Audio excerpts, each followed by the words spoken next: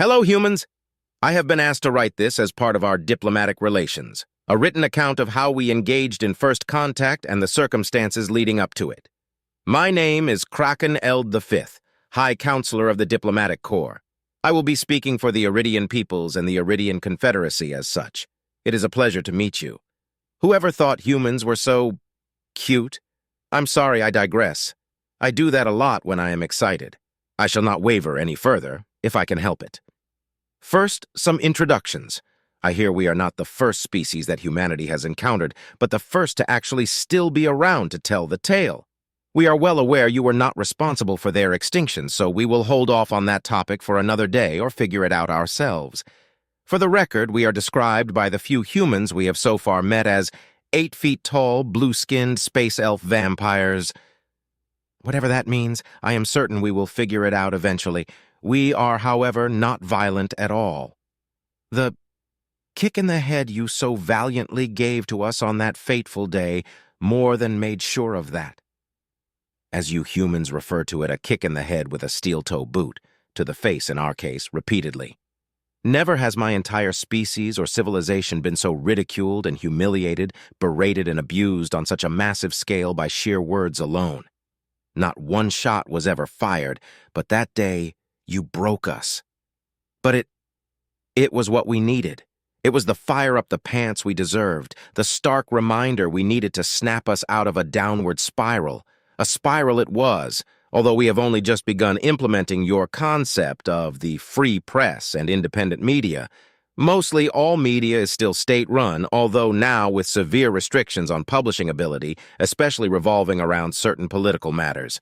Simply put, it is now, within our circles at least against the law, punishable by death in fact, to publish lies that threaten the stability of the nation.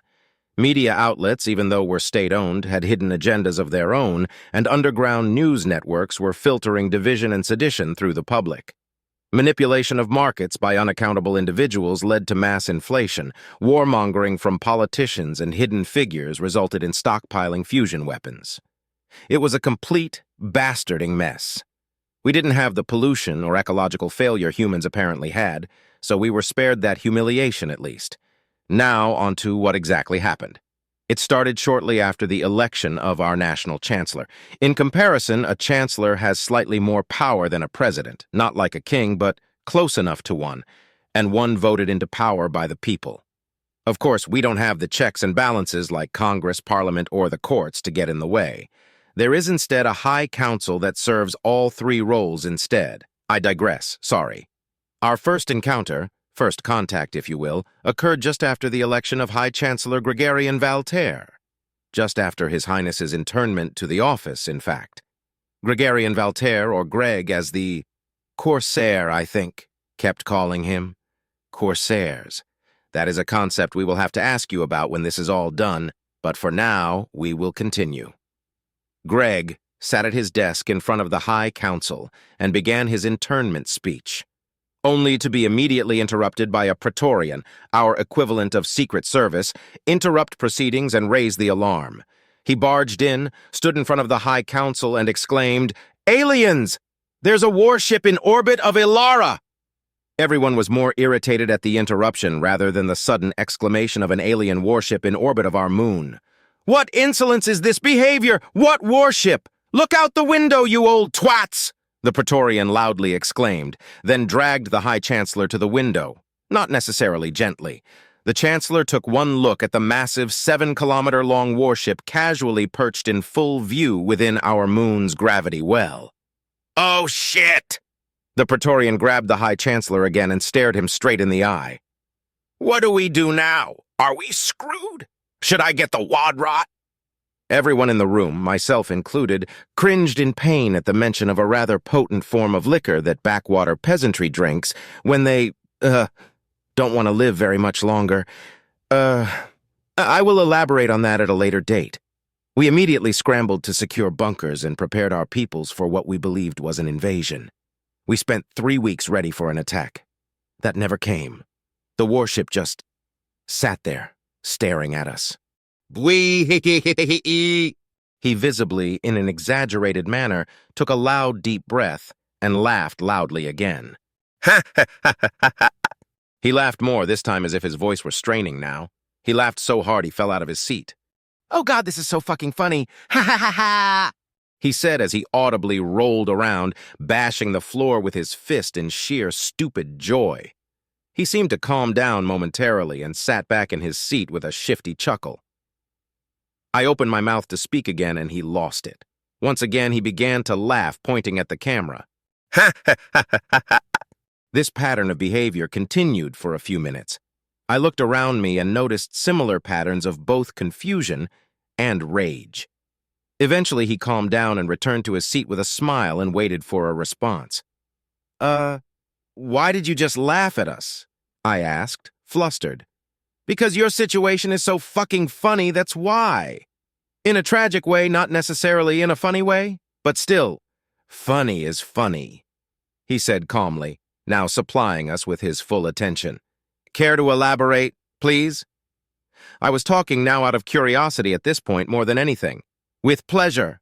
You are the seventh alien civilization we have thus far encountered. You are, however, the first of these 7 alien species to actually still be alive, or even still sapient when we first encountered you.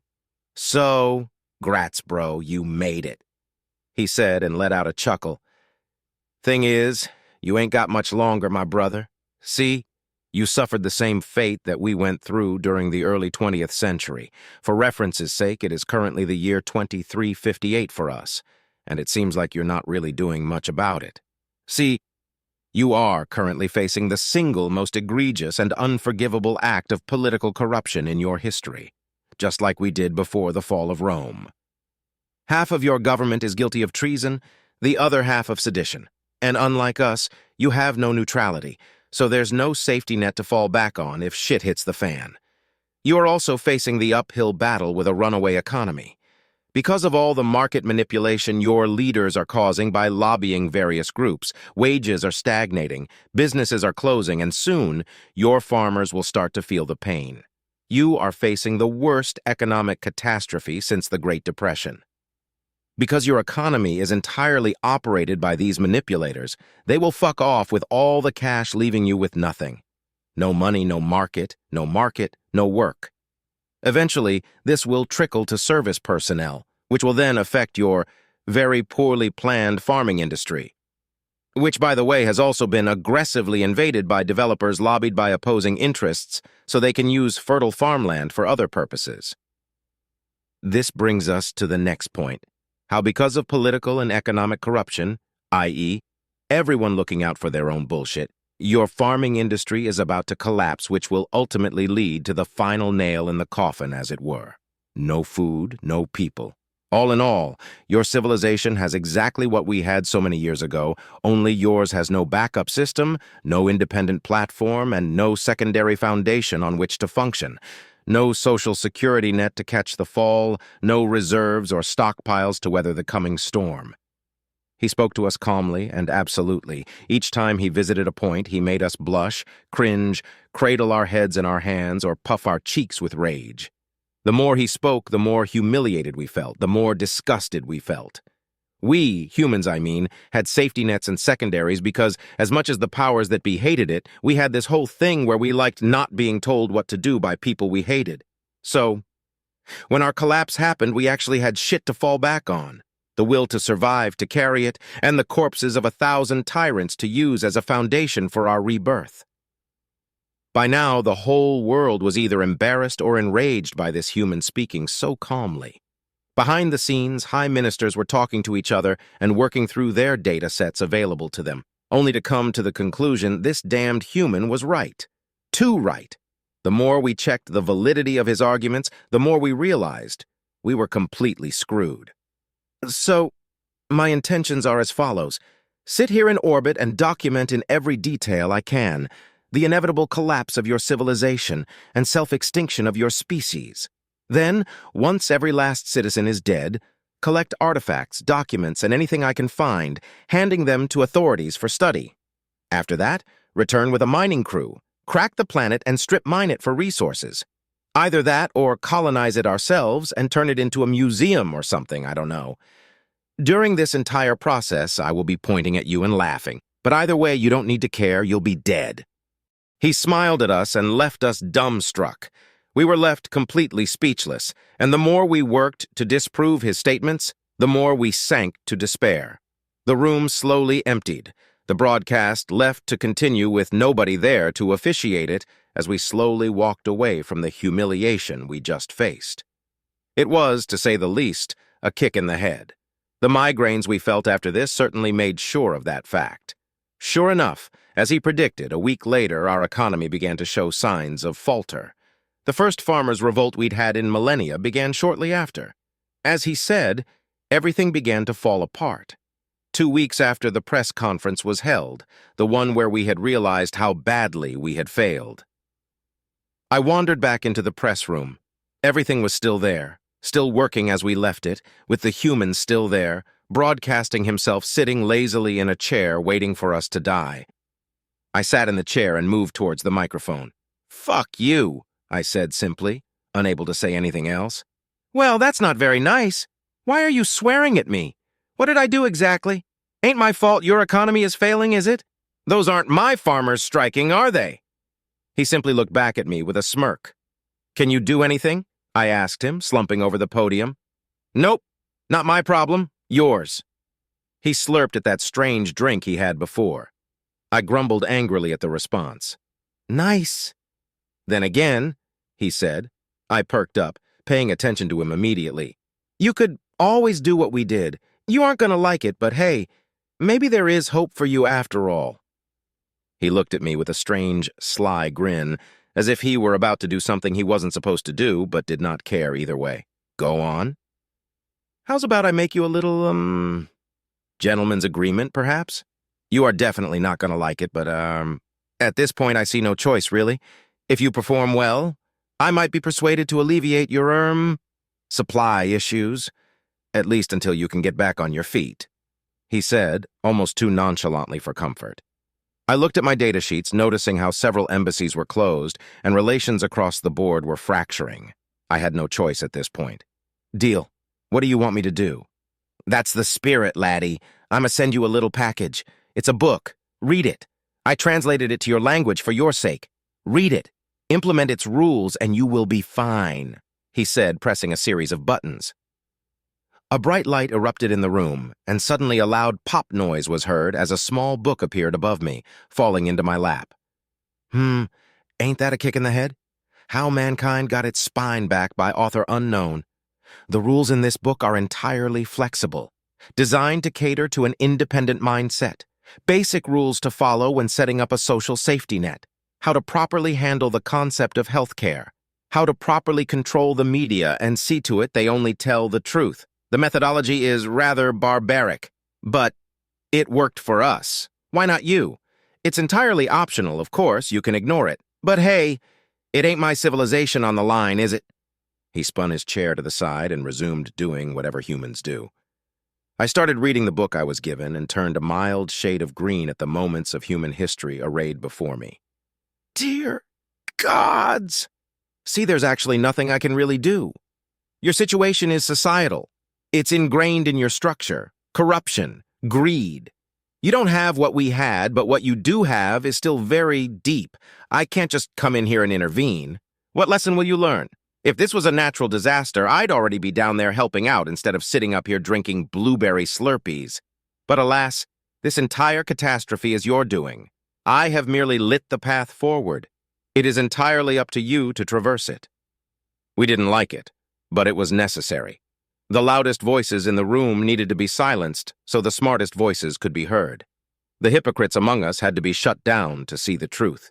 The greatest of criminals needed to be hunted down and burned alive, not as a punishment but rather as a reminder to their successors.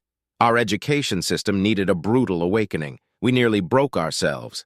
Yet, here I am, in a giant starship. I guess we know what works and what doesn't. He simply cut the broadcast there, leaving me alone in silence. I read the book, memorized it. After this, I began an inquisition into various members of government and rallied an underground network of supporters. Using my skills in diplomacy and connections I never thought I needed, I found sufficient evidence. Within days, I convinced the High Chancellor to read the book as well. He agreed. 3 months later, we faced a food shortage of severe proportions, but had just barely managed to avoid a complete collapse.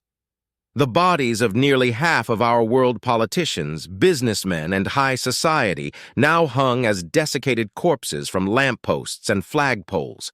Every member of the government stood before the world and swore an oath on the gods and upon our ancestors' graves to uphold the will of the people and only the people.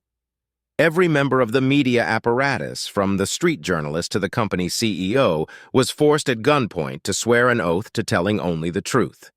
Big businesses or major companies were made to sign, on pain of bankruptcy and property seizures, a contract that permanently forbade them from engaging in any form of political or social discussion. They were allowed to make money, and only make money, and that's all they were good at. So it's all they were allowed to do. A concept of the free market was implemented with restrictions on some critical industries such as healthcare. The farmers were back to work with no more developers trying to steal land from them.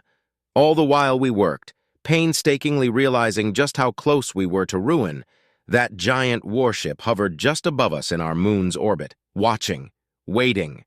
After 3 months of turmoil, we had staved off catastrophe, barely, but we would endure.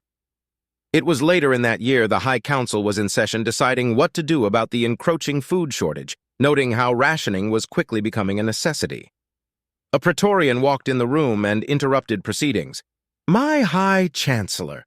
He bowed his head and put his hand to his chest. "A visitor to see you, my Chancellor." "A visitor? We are in session. We can't just have rando holy shit."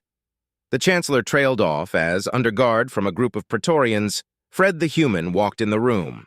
The Praetorians towered over him by 2 feet, and this tiny, adorable creature casually trotted his way into the room, greeting the Chancellor with a smile. "Hello there, Greg. Been a hot minute, innit?"